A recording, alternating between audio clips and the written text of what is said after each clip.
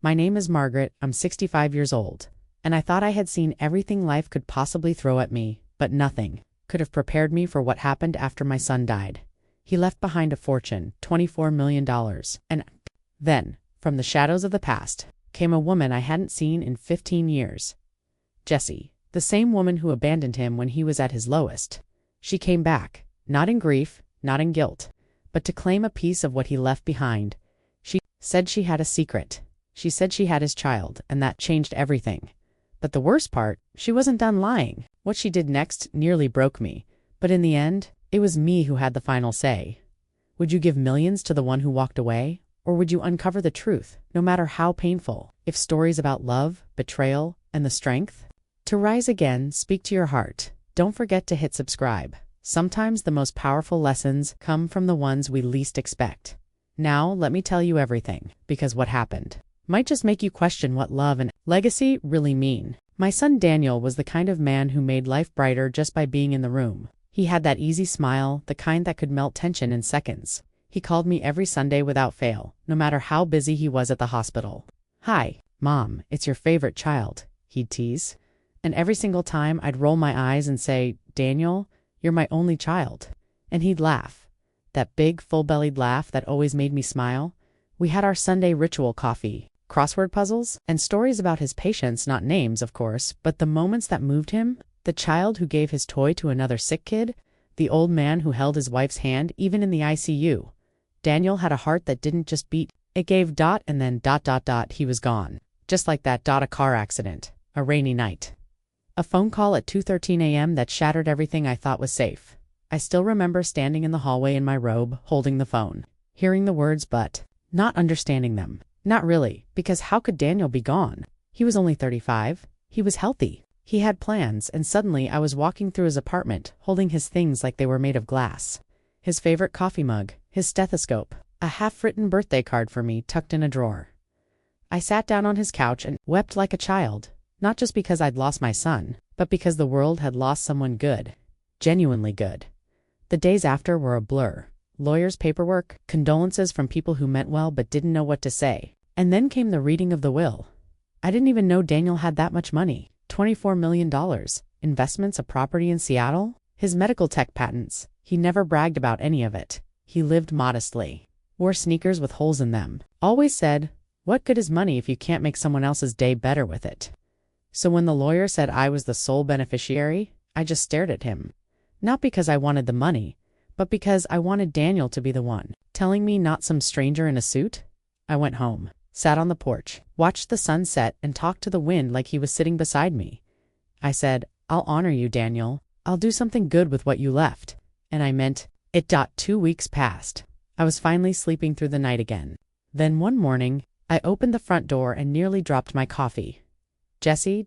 Daniel SX. She stood there like a ghost from another life. Tight jeans, red lipstick, holding a designer purse like it was armor, and she smiled. That fake TV smile that never quite reaches the eyes. "Hi, Margaret," she said, like we were old friends. I hadn't seen her in 15 years, not since she walked out on Daniel in the middle of his cancer diagnosis. "Can we talk?" she asked. And just like that, everything in me, grief, confusion, anger, came rushing to the surface. There's something surreal about facing the person who hurt your child. She was the one who left him when he needed someone the most. And now she was back, knocking on my door, but I took a deep breath, because Daniel would have wanted me to be kind. He always said, "Mom, don't carry poison for people who already walked away." So I invited her in. That moment, me holding the door open, her stepping through it, felt like opening a chapter 1. Never wanted to read again, but life has a funny way of turning pages. Without your permission, and if you're still listening, I want to thank you. Because stories like this, they carry pieces of all of us. And if you want to hear how it all unfolded or come back later to finish, go ahead and hit subscribe. You'll find more stories here. The kind that make you feel, the kind that remind you you're not alone. Now, let me tell you what she said when I gave her coffee. Because it was the moment I knew. She didn't come back for Daniel. She came back for something else entirely. The night Daniel died, the rain came down like a curtain across the sky, thick, relentless, as if the heavens were warning us, or weeping ahead of us. I had just gone to bed, teeth brushed, pillow fluffed. The clock on the nightstand read 11:52 p.m., and then the phone rang. There is a kind of ring you never forget. Not because it sounds different, but because of what it brings with it. The kind that slices through the silence and never really fades from your memory. It was the police. A soft-spoken officer with a trembling voice. There'd been an accident. Daniel's car hydroplaned. They said it happened fast. They said he didn't suffer, but they always say that, don't they? To soften the blow? As if there's a version of this news that hurts less. I dropped the phone. Literally dropped it. My hands stopped working. My knees buckled. I sat on the floor of my hallway, alone in the dark, whispering his name over and over. Like if I said it enough times, he'd answer. Like the universe would rewind and let me hold him again. The next morning, I went to the hospital to identify his body. A room too white, too quiet, too final. They pulled back the sheet, and there he was. My baby. My boy who once wore Spider-Man pajamas and believed Band-Aids could heal anything. Lying still, cold, gone. I remember brushing the hair from his forehead, kissing his cheek, saying, "Mom's here. It's okay." As if I could still comfort him. It didn't feel real, not in that moment. Not even in the days after. I kept expecting the door to open. For him to come in, laughing, saying he lost his phone again, or got called into surgery. I found myself setting the table for two, pouring an extra cup of coffee, forgetting, then remembering, and breaking all over again. Grief is strange. It comes in waves. Some days you float. Other days you drown. Friends came by with casseroles and well-meaning phrases. He's in a better place. At least he didn't suffer. God needed another angel. I smiled, nodded, said thank you. But inside, I was screaming. God already had enough angels. I needed my son. One afternoon, I went into his room. I hadn't touched it. Everything was just as he left it. A half-folded laundry basket, his favorite hoodie on the chair, a to-do list on his nightstand that ended with, "Call Mom Sunday." I sat on his bed and picked up the hoodie, held it to my face. It still smelled like him, like laundry detergent and aftershave and everything familiar. And I broke. Not the kind of breaking that comes with tears and shaking, the kind that's silent still, like a building collapsing inward. And then I found his journal tucked under his pillow. The leather-bound one I gave him for Christmas 3 years ago. I never thought he'd actually use it, but he did, and in its pages he wrote about love, his patience, his fears, and his regrets. One entry read, "Sometimes I wonder if I made the right choices. I gave my heart to someone who walked away when I needed her. But I don't hate her. I just wish she had stayed, because now I don't know if I'll ever trust again." He was talking about Jesse, and reading that it felt like losing him all over again, not just as my son, but as a man who had been hurt, who had carried that pain in silence, and yet still didn't hate her. He forgave more icily than I ever could. He always did. That night I lit a candle, turned off every light in the house, and sat in the silence with only his words and memories, and I made a promise to carry him with me, to protect the legacy he left behind, to make sure whatever came next would be handled with truth, with dignity, with love, because Daniel may be gone from this world. But I would be damned if I let anyone dishonor the life he lived and I didn't know it yet. But that promise would soon be tested in a way I never saw coming. Jessie sat on my couch like she'd never left, legs crossed, one manicured hand delicately holding a mug of chamomile tea. She didn't even sip. Her eyes wandered around the room, probably scanning for anything valuable. Family photos, Daniel's graduation picture, the urn on the mantel's sleek, quiet, final. "I was devastated when I heard," she said, blinking dramatically. Her voice was soft, a little too practiced, like someone reading off a sympathy card. I didn't know how to reach you, or I would have come sooner." I raised an eyebrow. "You didn't know how to reach me? After 15 years? She placed a hand on her chest like I had wounded her. "I know it's been a while, but Daniel and we had history. And what we had, it was real. I loved him. I still do." My throat tightened. It took everything in me not to scream, not to throw that untouched tea in her lap and tell her exactly what kind of love walks away from a man during chemotherapy. Instead, I said nothing, just let her talk. She leaned in, her tone dropping slightly. "I heard about the inheritance. There it was, the real reason, not Daniel, not grief, not closure.money, and just like that." I could feel the air in the room change. Colder, sharper. "I don't want to make things complicated," she continued, "but I think it's only fair that I receive a portion. After all, we were practically married." I stared at her. Practically married. They lived together for 2 years. She left without a goodbye. She never called, never wrote. Not even when Daniel was in hospice, and now she wanted fairness. I stood up, walked over to the fireplace, and placed a hand on Daniel's urn. It steadied me. "You weren't there when He was throwing up from chemo. You weren't there when he lost his hair, or his hope. You weren't there when he needed someone to hold his hand at night. Jessie shifted uncomfortably. He forgave me, she said quickly. I know he did. You don't know the whole story, Margaret. Then why don't you tell it? I asked. My voice was calm, deadly calm. She opened her mouth, then closed it, then smiled. That awful smile again. There are things you don't know, she whispered. And that's when I felt the first real chill crawl up my spine, because something in her tone didn't sound like guilt. It sounded like power. She stood up, brushing non-existent crumbs off her designer jeans. I came here out of respect, she said. But if we need to handle this legally, I'm prepared. She walked to the door and paused, turned back, her expression suddenly soft. Oh, by the way, she added, Daniel and we had a child. I blinked. I'm sorry. She smiled wider. A son, he's 10 now, looks just like his father. And with that, she walked out. Leaving the door open, and my world hanging by a thread, I stood there in silence. Trying to catch my breath, my fingers trembled. Could it be true? Could Daniel have had a child he never told me about? Or was this just another one of her games? I sat back down, the tea now cold on the coffee table. For a second, I imagined Daniel as a father, teaching a little boy how to ride a bike, reading bedtime stories, tying tiny shoelaces. My heart ached in places I didn't know, still had feeling, and then I laughed. A soft, bitter laugh that escaped before I could stop it, because of course she would say that. Of course Jessie, of all people, would drop a bomb like that and vanish, and here I was, sitting in the aftermath, trying to decide what to believe, but deep down, something felt off. Her timing, her confidence, her exit line, rehearsed, just like the rest of her. I had questions, and no answers. But I had something else. Resolve, because if she thought she could just waltz back into our lives and take what Daniel built, she didn't know me at all. And as I reached for my phone, scrolling through Daniel's old contacts, I knew one thing for sure. This wasn't grief. This was war. I met Jessie for the first time in the spring of 2005. Daniel brought her to Easter dinner. She was polite, charming, even with her perfectly curled hair and a laugh. That seemed a little too loud for the size of our dining room. But Daniel, he looked smitten. He watched her the whole evening, like the sun rose and set wherever she walked. And as a mother, all you want is to see your child happy. So I smiled.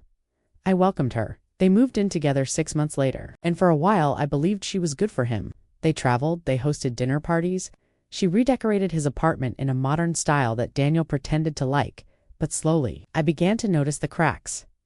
Jessie didn't like when Daniel worked late, didn't like when he brought work home, didn't like when he gave more attention to his patients than to her weekend plans. And when Daniel was diagnosed with Hodgkin's lymphoma, everything shattered. He was 31, healthy, active, no signs, just fatigue and some persistent swelling in his neck. By the time it was confirmed, it had spread to his chest and underarms.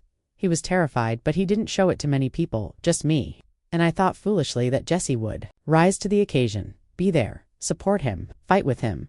Instead, she vanished. Not overnight, but piece by piece she stopped coming to doctor appointments, stopped answering his calls when he had panic attacks in the middle of the night, stopped showing up entirely. And then one day, she left a note, not even a real goodbye, just a scribbled line on a post-it, I can't do this. I'm sorry. Daniel found it taped to the bathroom mirror, and he sat there on the edge of the tub, just holding it. He didn't cry, he didn't scream, he folded it carefully, placed it in a drawer, and never mentioned her again. That was Daniel. He never made space for bitterness, but I saw what it did to him. The way he stopped smiling. The way his eyes stayed tired even on good days. One night, during his second round of chemo, I walked into his room and found him staring at a photo of her. He didn't say anything, just handed it to me and said, "Could you throw this away? I don't want to remember people who leave when it's hard," and I did. But not before looking at it one last time. Her arm was wrapped around him, her head resting on his shoulder, and it broke my heart that she could hold something so precious and still walk away. For years I never heard her name again. Not from him, not from anyone, until she showed up on my porch that day. And after she left, something started gnawing at me that night. I called Rosa, Daniel's hospice nurse, the one who stayed by his side until the very end. She answered immediately, warm as ever. We talked for a while about Daniel, about the things he said in those final weeks, and then I asked her casually if anyone had come to visit in his last few days. There was a long pause on the other end of the line. Well, Rosa said slowly, there was a woman, about a week before he passed. She said she was an old friend. She didn't stay long. My blood ran cold. I asked her if she remembered what she looked like. Rosa hesitated. then said she was tall, blonde, wore too much perfume. She held his hand for a moment, said something to him quietly, and then left crying. Daniel never told me. Never mentioned her visit. I thanked Rosa and hung up, my mind spinning. Why had she come back? Why didn't he tell me? And most importantly, what did she say to him? Was it closure, manipulation, or something worse? I went to Daniel's desk, opened the top drawer, and found his old notebook. The one where he scribbled half-thoughts, jokes, recipes on the very last page. In shaky handwriting, he'd written, "She said she still loved me, but some things don't get to be fixed, and I'm tired of fixing everything alone." I read that line 3 times, then closed the book and held it to my chest. Daniel had seen her, faced her, and even in the final chapter of his life, she'd brought pain. But what haunted me most wasn't just her return. It was the feeling that her story wasn't over yet, that Jesse had come back, not for redemption, but for something else entirely, and I was about to find out what. The words echoed in my mind long after the door closed behind her. Daniel and I, we had a child. It felt like someone had cracked the earth beneath me. A child. My son had a child and he never told me. Or worse, was it even true? That night, I barely slept. I sat in the kitchen, staring at the same cup of tea until the sun came up. I replayed every conversation I'd had with Daniel, every moment that could have been a clue, but there was nothing. No hidden toys, no secret calls, no birthday cards tucked in drawers. And Daniel, he would have told me, wouldn't he? By noon. I couldn't take it anymore. I called Jessie. She answered on the first ring like she'd been waiting. "Come over," I said. "No games, bring the boy." 2 hours later, she pulled into my driveway in a sleek black car that definitely didn't look like she was struggling financially. And then I saw him, a boy, maybe 10. Thin frame, freckles, messy hair that curled at the ends, and eyes, brown eyes. Just like Daniel's, my heart skipped. He stepped out of the car hesitantly, clutching a small backpack and a comic book. Jessie gave me a look, half smug, half rehearsed, and said, "This is Eli." I knelt down. "Hi, Eli. I'm Margaret." He blinked, then gave a tiny nod. He didn't say much, just looked around my living room, curious but cautious. I offered him cookies. He took one. When he smiled, I almost cried.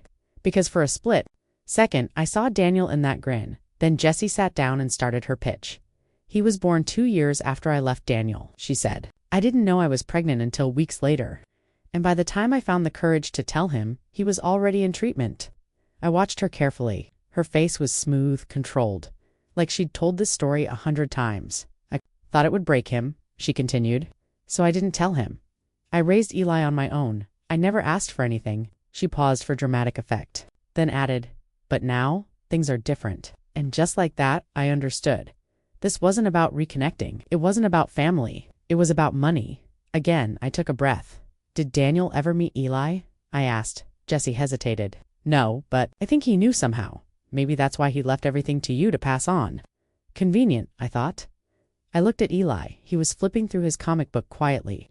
His legs swung under the chair. "What does Eli know?" I asked gently. She looked uncomfortable. "I told him his father was a good man. That's all."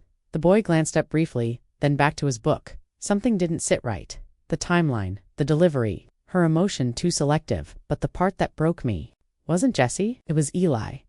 This small, thoughtful boy who may or may not be Daniel's son and had no idea why he was here. He wasn't lying. He wasn't manipulating. He was just a child, possibly my grandson. Later that evening, after Jessie left to run errands, I asked Eli if he wanted to help me bake cookies. He lit up, said yes. We made a mess, flour everywhere. He cracked the eggs too fast, and one exploded across the counter. I laughed, a real laugh I hadn't felt in weeks. At one point, he looked up and said, "Do you think my dad liked chocolate chip?" I nearly dropped the mixing spoon. "Yes," I whispered. "He loved them." And in that moment, my heart cracked wide open. Was it possible? Could Daniel really have had a son? A piece of him still walking this earth? The next morning, I called a lawyer, asked about DNA testing, privacy, how to approach it without scaring a child, because I needed to know, not for Jessie, not for the money, but for Daniel. If Eli was his son, he deserved to be loved, not used, not leveraged, and deep down, I feared Jessie's next move because women like her. They don't show their full hand unless they're forced, and something told me she still had cards she hadn't played yet. It started with a drawer that stuck. Daniel's old desk had always been temperamental. Top drawer slid like butter. But the bottom one, the left side, jammed every time. He used to joke, "If I ever hide treasure, it's going in there."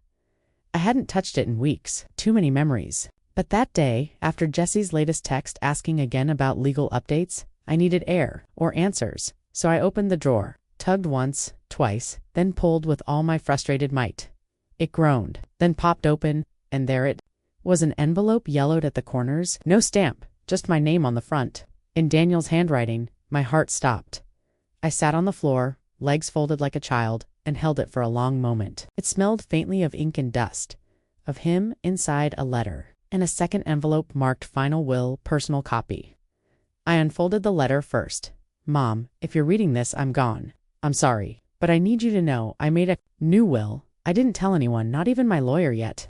I wasn't ready to deal with the questions, but I needed to write it down in my own words before things got messy. There are people I trust and people I don't. You know who's who. I'm leaving everything to you, and if there's proof I have a child, I know you'll do right by them. But I also know what manipulation looks like. You taught me that. Use your heart. Use your gut. Protect what matters. I love you, Dee. I read it twice. Then a third time. The tears came slow this time, not like a flood, more like a steady rain on the window, gentle, inevitable. Daniel had known. Somewhere deep inside he sensed trouble, and he'd prepared. I opened the second envelope. Inside was the will, typed but unsigned, still detailed, precise. It named me the sole executor, clarified that Jesse was to receive nothing, stated in black and white that any unverified claim of parentage must be subject to DNA testing and legal review. And one line struck me like lightning. A child may come forward, but not every child is mine. I leaned back against the desk, my hands shaking. I had trusted the lawyer, the formal reading, the official tone. But Daniel's real voice, his fear, his care, his clarity had been here all along. Tucked in a jammed drawer, waiting. I called my attorney immediately. Asked about the version I'd been given. He sounded confused. It was in the safe, he said. Your son brought it in personally about 3 months before he passed. That didn't add up. Daniel had been too weak to drive himself by. Then, and he hadn't told me about it, not like him at all. Who delivered it, I asked. A pause. Someone named Jesse, he said. She said Daniel wanted it filed quickly. And just like that, the pieces slammed into place. She brought in a fake will, a cleaner version, something less traceable, probably with just enough vague language to allow her child to stake a claim, to wedge herself back into Daniel's legacy. I felt sick. It was one thing to return after death, to twist grief into guilt, but forging a will that was criminal, that was war. Still, I had to be careful. Emotional, yes, but not reckless. That night, I sat Eli down. We drank cocoa, watched cartoons. Halfway through an old Tom and Jerry episode, he turned to me and asked, "Do you think my dad would have liked me?" I bit my lip. "He would have adored you," I whispered, and I meant it, whether Eli was Daniel's or not, because this wasn't his fault. None of it was. Later, when he went to bed, I stared at the hallway at the door to Daniel's room, then whispered to myself, "I found the truth, sweetheart. I found what you left for me. I'll make sure it's not buried again." And I knew then the real battle was just beginning. But this time I had Daniel's words, his warning, his will, and no matter what Jessie pulled next, she wouldn't win, not with me holding the truth. 2 days after finding Daniel's real will, I started digging. Not just emotionally, legally, digitally, everywhere I could. I didn't trust Jessie, but I needed more than gut feelings. I needed facts, receipts, truth. So I did what any determined mother would do. I opened Google at first. I searched for her name, Jessie Langford. Mostly wedding registries, old social media. A couple of abandoned Instagram accounts with grainy photos of brunch. But then I tried something else. I typed in Jessie Langford. Inheritance fraud, and the second result stopped me cold. Florida widow warns of woman posing as mother of heir in estate scam. I clicked. The article was 2 years old. From a small-town newspaper in Sarasota County, it described a woman tall, blonde, mid-30s who'd befriended the caregiver of a wealthy dying man named Harold Pierce. She claimed her son was Harold's long-lost grandson, provided photos, fake birth certificates, nearly walked away with $3 million. Until someone noticed her son had used 2 different birthdays on school forms. I stared at the photo accompanying the article. It was Jessie. Same smug smile. Same eyes that never quite matched the mouth. My hands trembled. But part of me smiled because now I had her that night. I invited her over. She arrived dressed like she was going to lunch with a lawyer, blazer, heels, oversized sunglasses. Eli came too, in a little button-up and nervous smile. I sat them both down and offered lemonade. Jessie declined. Eli took 2 sips and spilled the third. I waited until Jessie got comfortable, then slid the printed article across the table. She stared at it, didn't flinch, didn't blink, just folded it neatly, set it aside, and smiled. I figured you'd find that eventually. My stomach turned, so calm, so unapologetic. You tried this before, I said quietly. You did this. To another family, she shrugged. Look, people die. Estates get messy. If no one gets hurt, what's the harm? I stood up, walked to the fireplace, tried to steady my breath. Eli was staring at his mother, confused, eyes wide. Is it true? He asked. Jessie turned to him, tried to smile again, but this one cracked. Around the edges, you're my son, she said softly. That's all that matters. It wasn't an answer. Not really. And Eli knew it. His eyes filled. He looked at me. Do you think she's lying? He whispered. And my heart shattered because he was just a boy. A child caught in a web of someone else's making. He didn't choose this. Didn't deserve it. I knelt beside him, sweetheart, I said gently. We're going to find the truth together. Jessie stood. This is ridiculous, she snapped. You're just bitter because Daniel never told you about us. You're scared to share anything. I turned to her slowly, deliberately.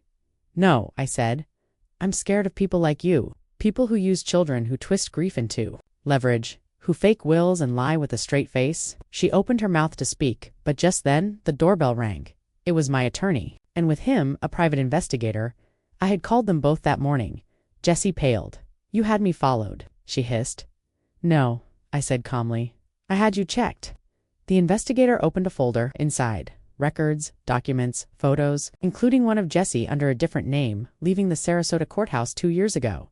This is illegal, she barked. So is forging a will, my attorney replied, eyes cold. Jessie grabbed her purse, stormed to the door, turned back once. You'll regret this, she spat. And I smiled, a small, tired smile that came from surviving too many lies.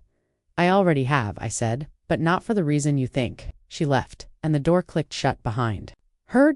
Eli stayed. He didn't move, didn't say anything, just walked over, sat beside me on the couch, and whispered, Can I still stay for dinner? And I hugged him, tighter than I ever had. The DNA results came in on a rainy Thursday, the kind of rain that made you want to crawl into bed and forget the world. But I couldn't afford forgetfulness. Not today. I held the envelope like it was made of glass. Eli sat across from me, quiet, staring at the floor. He didn't ask what was inside. He already knew. I opened it slowly. Negative. Daniel was not the father. The words were small, clinical, but they hit like thunder. I looked at Eli. He didn't cry. He didn't move. He just said, I knew it. And for the first time in weeks, I realized how heavy it must have been for a child to live under a lie he never asked for. I knelt beside him. This doesn't change how I feel about you, I said softly. You're not Daniel's by blood, but you're his in all the ways that matter. His eyes flicked up. You mean that? I do, and I did. Jessie, of course, was furious. She accused the lab of tampering, accused me of bribery, accused the mailman of conspiracy. But this time, she didn't get to control the story, because I went public. I contacted Daniel's favorite nonprofit, an organization that helped families of cancer patients, and asked if they would host a memorial event for him. A small one, but with media present, just enough spotlight to bring truth into the light. The hall was filled with Daniel's friends, old patients, and local press. Photos of him lined the walls. Stories of kindness, of quiet bravery echoed through the room. I walked to the podium with Daniel's real will in hand, held it up. This, I said into the microphone, is my son's voice, his real wishes. I told them about the forged will, about Jessie's lies, about the DNA test, the newspaper article from Florida, every ugly truth laid bare, without embellishment. And then I said, but this isn't a story about fraud, it's about choice, about how love is not measured in blood, but in presence. I looked at Eli sitting in the front row, stiff in his little blazer, eyes wide and wet. My son never met this boy, but I did, and I know in my heart that Daniel would have wanted him to be safe, to be free of manipulation, to be loved. I took a breath. That's why today I'm announcing a trust fund, not for Jessie, but for Eli, to be managed by the nonprofit until he turns 25. It's not everything Daniel left, but it's enough. Enough for college, enough for a life. The room was silent, then someone began to clap. Then another. And another. Jessie stood in the back, red-faced and speechless. She tried to walk out, but a reporter blocked her path.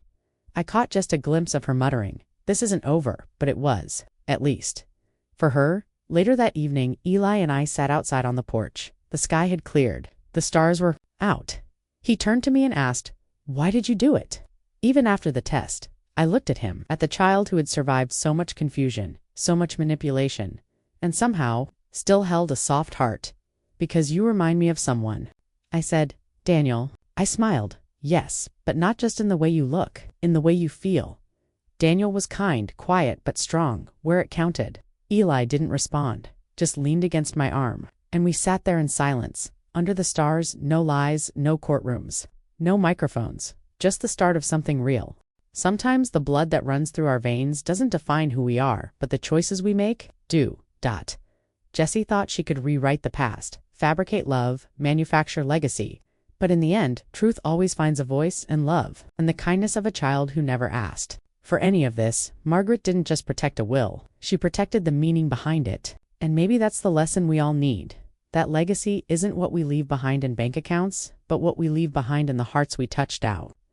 I want to hear from you. What would you have done in Margaret's place? Would you have walked away or opened your door and your heart? Let's talk in the comments. These aren't just stories. They're reflections of life, of pain, of power, of grace. And if you found even a piece of yourself in this story, we don't just tell stories. We tell the truths that people are too afraid to say out loud, and sometimes those truths are the ones that change us the most.